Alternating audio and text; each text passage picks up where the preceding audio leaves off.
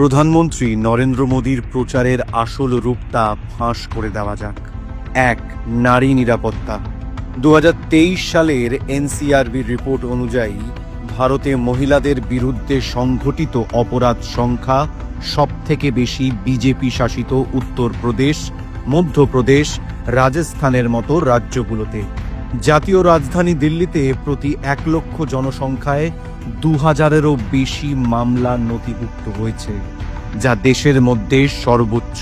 আর বাংলায় কলকাতা ভারতের সবথেকে নিরাপদ শহর। ২. যুব পরিযায়ী শ্রমিক।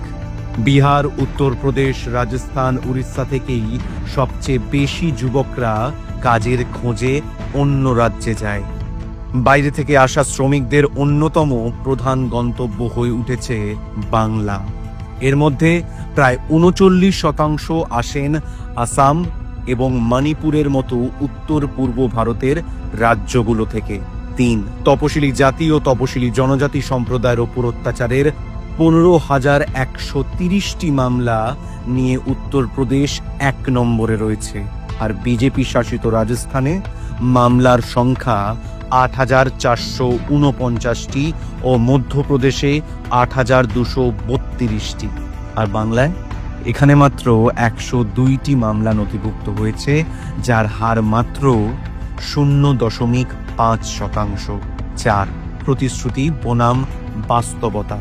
বিজেপির নীতি হলো আগে ভোট নাও, তারপর সুযোগ সুবিধা কেড়ে নাও। বিহারে ১০,০০০ টাকা ফেরত চাওয়া হয়েছে। মহারাষ্ট্রে ৯০ লক্ষ মহিলাকে তালিকা থেকে বাদ দেওয়া হয়েছে। দিল্লিতে ২৫০০ টাকারও বেশি দেওয়ার প্রতিশ্রুতি দেওয়া হয়েছিল, কিন্তু সেটা আজও মেলেনি। আর বাংলায় রয়েছে লক্ষ্মীর ভাণ্ডার, কন্যাশ্রী, রূপশ্রী, স্বাস্থ্যসাথী। যখনই বিজেপির জুমলা আর বাংলার সুশাসনের তুলনা করা হয়, তখনই মানুষ সত্যিটা বুঝে যায়। তাই বিজেপিকে বয়কট করুন।